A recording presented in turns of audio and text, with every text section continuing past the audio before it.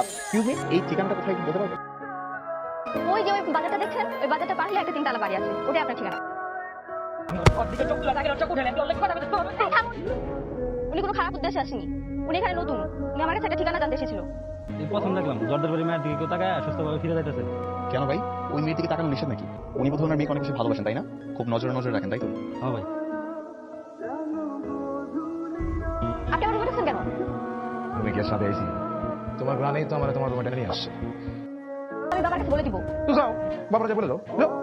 বাবা, জানো মা, জামশেদ আমার সাথে সবসময় খারাপ ব্যবহার করে, আমার একদম ভালো লাগে না।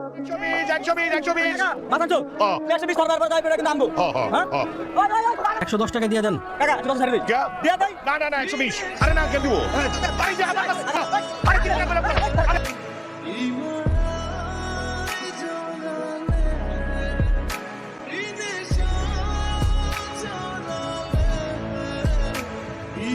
আসো, আসো। আরে মাইকা, আর কোথায় তুমি আসো।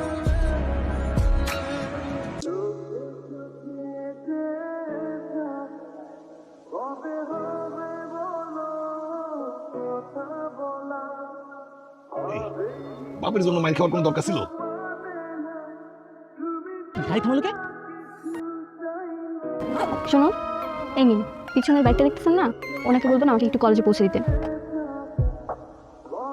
আজকে মারবো রে, ফাঁকা আমি গেলাম। আমার গাড়িটা নষ্ট হয়েছে, জোয়ারদারের মায়ারে কলেজে পৌঁছে দিতে পারবেন? নিন, এবার স্টার্ট দিন।